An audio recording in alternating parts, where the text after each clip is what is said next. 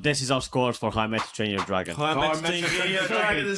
Yeah, How to Train Your Dragon, the movie that just came out. The adaptation, obviously, live action. I'm gonna give it a 9. I'll give it a 10. 10. 8. I enjoyed it more than an 8. I would give it even a 9 or 10. But I just think that's like... I think I just liked it because I like How to Train Your Dragon, man. Like, This movie was frame for frame. Exactly the same. Line for line. Yeah.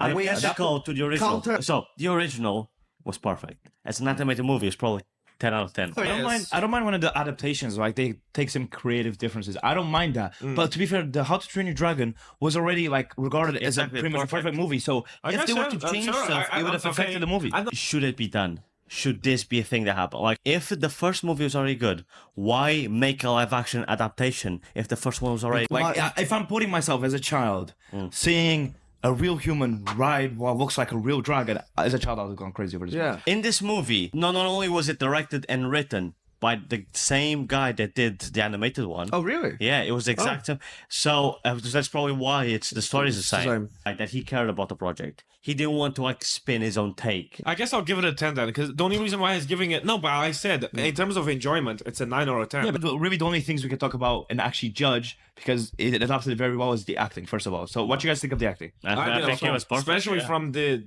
Butler and Butler. From animation to live action, it's hard to pull off the sentiment of the voice lines when you're actually being recorded as a human to pull off that emotion. But I think they did it. Yeah, They did it well. You can't fault this movie just because it is identical, because there was nothing wrong with the first one. So anything you change, it's either do a completely new story, or whatever you change will make it worse. So yeah, Disney as a company should prioritize making new projects. With that said, I still think they can make live actions of their most popular projects. Do you guys think they are respecting the original by being as close to it as possible? Yeah, but I don't think if they change that, I don't think they'll be disrespecting it, the original. What if the changes make it worse? I think it's just creative decisions that sometimes don't work. They are getting credit. Well, would people rather the movie be bad? The movie was perfect. then again, I went knowing it was a great story, and even then, I liked seeing the real dragons. I was excited to see the parts that I already knew from the animation, but live action. Yeah. Don't get me wrong. I encourage people taking creative decisions and being like,